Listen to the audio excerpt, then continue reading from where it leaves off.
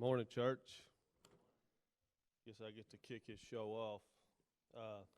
Hope you're all excited to be here. I know I woke up this morning, and Men's Day's always just had a very special place in my life. And I don't know if you've ever came to church out of routine and just out of habit and came here and missed the blessing. I hope one of these mornings is not this morning. I hope you woke up anticipating a blessing and seeing God move this morning, because I've seen Him move already. I didn't get a head count.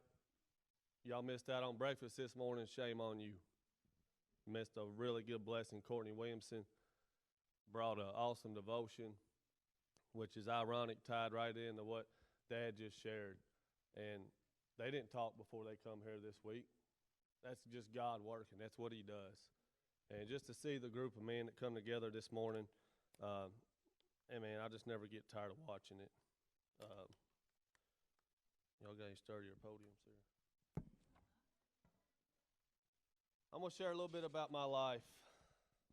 I'm going to start out at my childhood and how blessed I was. I was always raised in church. I don't know what it's like to not be in church. And I've seen these men from a small child. There's still some of them here. And to see that they're still leading and still participating and still doing the things they're doing, that's been a huge example on my life. And being led by awesome parents, I didn't have a rough childhood. I was loved. I was nurtured. They give me the perfect balance of freedom and discipline. And it's made me the man that I am today. And we always grew up in church. I was saved as a young child. We grew up in the youth group. And I've seen some imperfections in the church. I've seen churches fall apart. And a lot of it is just people not relating to people. And that's kind of what I want to do up here today, is hopefully God can use me and I can relate to you. And I don't care if you're 5 years old or 85. I just love being connected with people and try to relate to people. And the first set of people I want to relate to is the unchurched. Obviously, a lot of us here, we go to church. I hope there's somebody watching on Facebook. I know we live stream. We do all this social media. I hope there's somebody listening right now. And my question is, why? Why are you not here? Why are you not in church this morning? You don't want to give up your Sunday? Or you're too busy? I know life happens. Believe me, I know. Maybe you've been burnt in the past, and you don't want nothing to do with church. But I just want to challenge you this morning. What's the church full of? I don't want people to think for a second that me and Bobby and Brandon are up here this morning because we got life figured out and we're worthy to speak, because we're not. It's really quite the opposite. We're just imperfect sinners up here that's not afraid to share their struggles and to share what God has done in our life. And that's what the church is full of. We're imperfect sinners. And I hate how society stereotypes us as people who maybe thinks they're too good, or people that thinks they're above other people, because they're so far from the truth. And you go back to the Israelites, I'll never forget, we start reading through the Bible a couple years ago as a church, and you get into Genesis and Exodus and Leviticus and Deuteronomy, and all you hear is failure. God's people failing Him. God's chosen people failing Him. And that's who we are at our core. And we just heard it in a song, God, to leave the God I love, we're prone to wander. Like, at our core, that's who we are. And that's why it's so important to just be a part of a church and to surround yourself with people that's going to lift you up. There's strength in numbers. So I was lucky. I grew up in church. I've always had an awesome support group around me. I just can't tell you how much it's molded me and shaped me to be who I am. And I learned at a young age that you don't trust the man in church, because he's going to fail you. You trust the God of the church, and He will never fail you. So as teenager years, we got in the youth group. Man, I was a pretty good kid, really. I have to say, we had our fair share of mischievous times, but for the most part, we were pretty grounded. teenage years go through, we grew up playing ball, playing sports, loved that. Got introduced to the outdoors, riding dirt bikes. My love kind of changed from playing ball to being outdoors. And I'll have to say, if he's here, I thank Brad Hines for that. He took me coyote hunting one morning, and I'll never forget it. We caught a double end. Of course, we screwed it up. We didn't get to kill him, but I was hooked. Just watching the sun rise that morning, the frost on, just how I connect with God with the outdoors. It's been a big part of my life. So I won't get off on that very long. My late teenage years and early 20s come along, and my life took a little turn. I started becoming a young man, got a little more freedom. I got to start making more decisions on my own, and I really started going wayward, as we say, or I start this downward spiral. King Solomon calls it chasing the wind. You ain't never going to catch the wind. You can try. So I'm caught up in this lifestyle of selfish desires, selfish being the key word. I was my number one priority. God was not my number one priority. And though I stayed in church, and those mornings, Mom would come in there and be like, "Get up, go take a shower. It smells like a brewery in here. Gotta get to church." And I'm like, ah. But even in those times, I still felt that conviction of how I was living my life.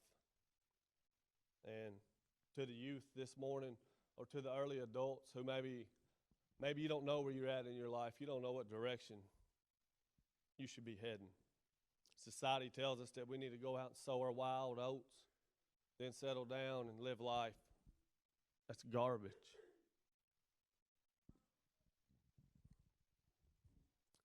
You can live a life of fulfillment and satisfaction without sowing your wild oats, but it starts right here. It starts being raised in God's Word, having a daily relationship with Him, and prioritizing Him in His life. And at this point in my life, I was not doing that. I look back in the Scripture now, and I realize how dangerous of a place I really was in. And at the time, I just thought I was living life, having fun. You go to Ephesians 5, and it's verses 3 through 5, and it's just clear warnings from God. This is one of these verses, you can't mess this verse up. There's no justifying it. There's no sugarcoating it. You can't make it sound like something you want to hear. But I want to read it to you. It says, "Let there be no sexual immorality, impurity, or greed among you. Such sins have no place among God's people. Obscene stories, foolish talk, and coarse jokes. These are not for you. Instead, let there be thankfulness to God. You can be sure that no immoral, impure, or greedy person will inherit the kingdom of Christ and of God." I don't want to repeat that last part. You can be sure that no immoral, impure, or greedy person will inherit the kingdom of Christ. The lifestyle I was living was not glorifying God. You can go through this list and put a check mark beside every one of them. And to hear those warnings, to think that I'm not worthy of the kingdom of God because of the way I'm living. But fortunately, God's grace and God's love pulled me through those years of my life. Pulled me out of that darkness. And I really start seeing God's plan come together for my life. 1984, there was a young lady born in Indiana. She moves to Florida, which brings her to Buffalo, Kentucky, which brings her to South Fork, Baptist.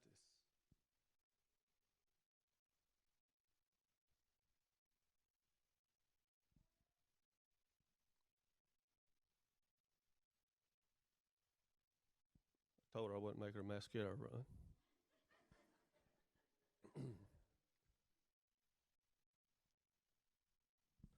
But as a young man, a young boy, I fell in love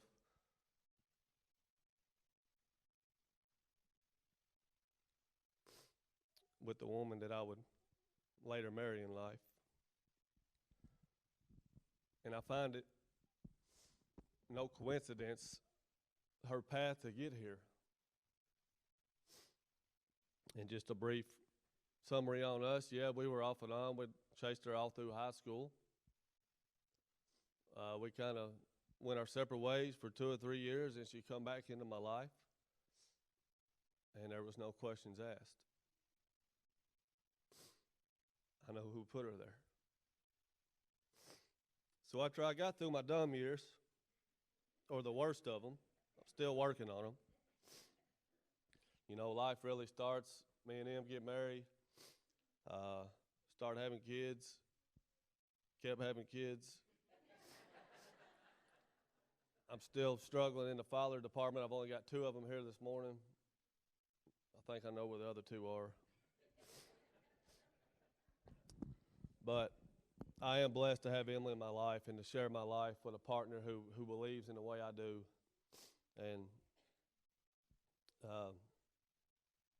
I'll go ahead and fast forward so I don't get into the 40-minute version. Brings us to 2019, 13 years of marriage later, 4 kids. 2019 was probably one of the hardest years for myself. I just felt attacked, spiritually, mentally. I kind of had a roller coaster year spiritually. Started out, we're covered up, we're playing baseball, everybody's playing sports, we're ripping and running. Felt called to go to Africa this year. Me and my daughter was going, mom was going, super pumped. I love the preparation that you get to put in for a mission trip. So the first half of my year, you know, we're in Bible studies, I'm in the Word, I'm grounded scripturally, I'm at a high.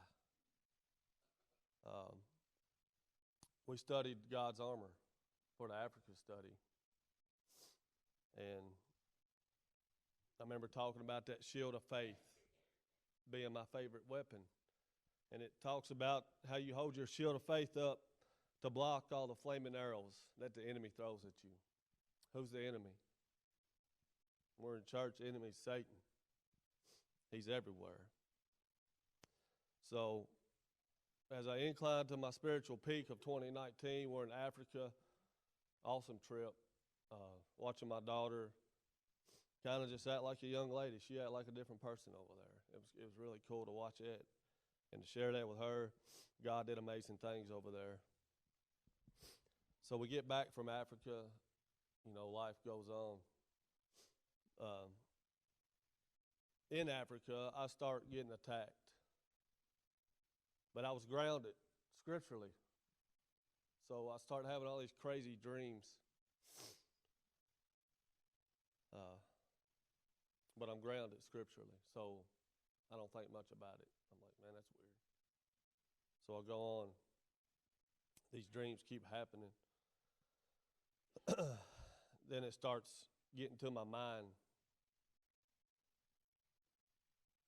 So then this is really starting to bother me. You know, it's attacking my family. It's attacking my marriage. What I prayed for the hardest in this study and what I prepared for spiritually all year is now under attack. And I feel myself slowly losing this battle.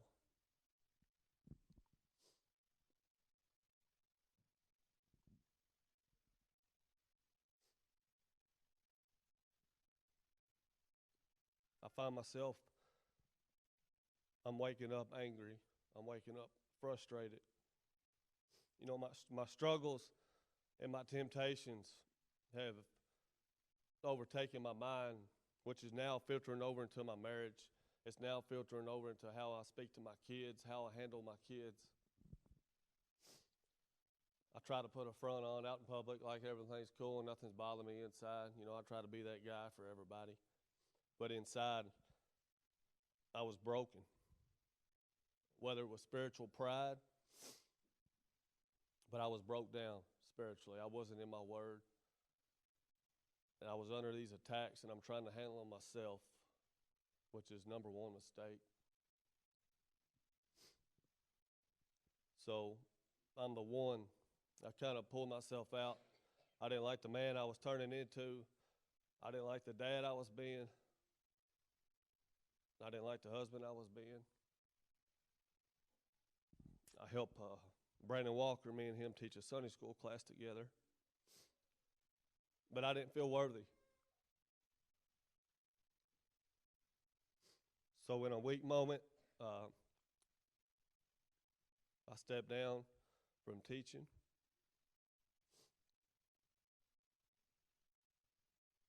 And I just kind of wallowed for a little bit.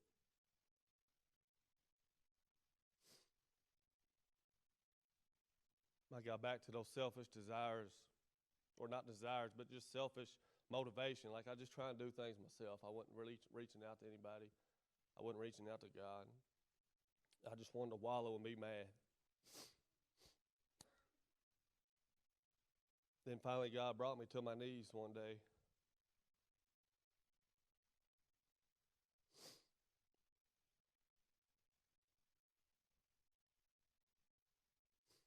I was at work.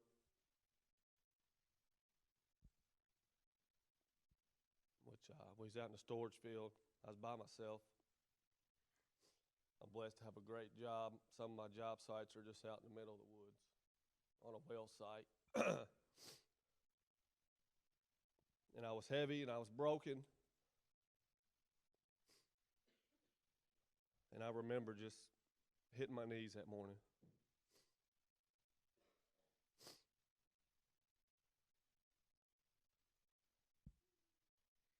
Just praying to God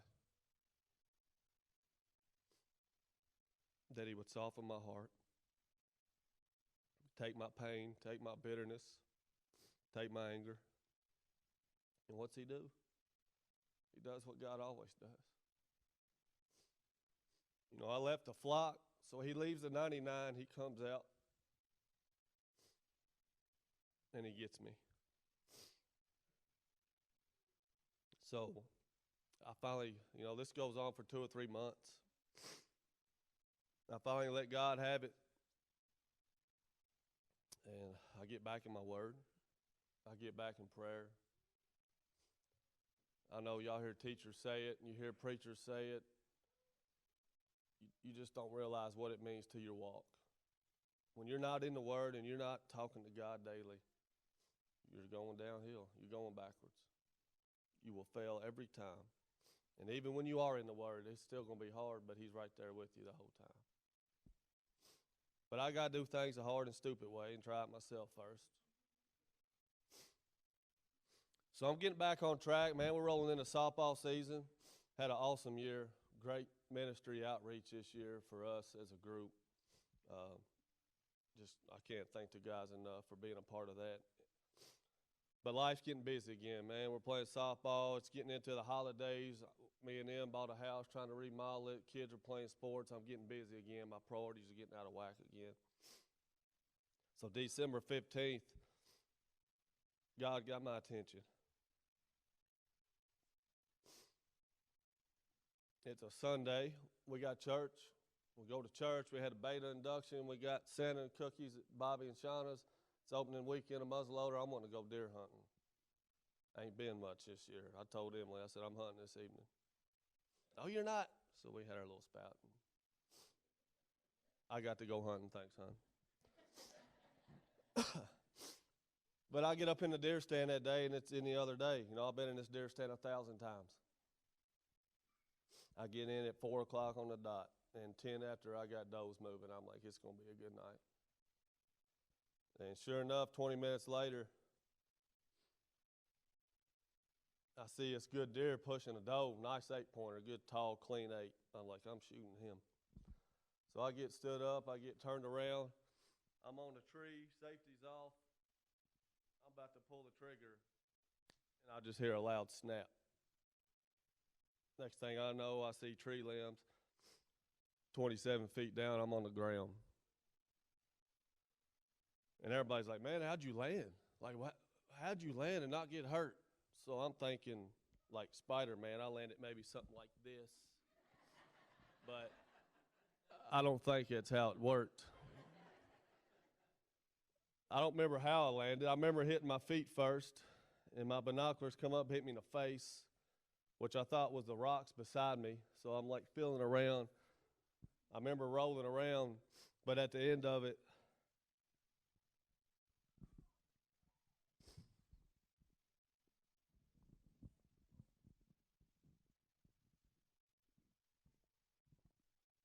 this is what I remember.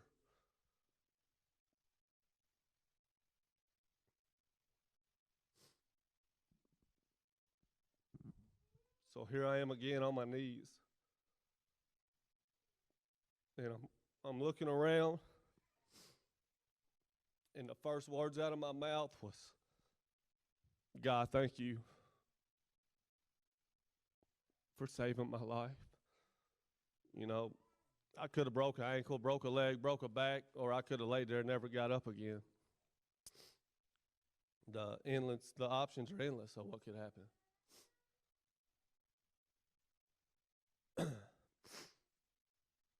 I'm not saying God pushed me out of that tree, but I know He called me.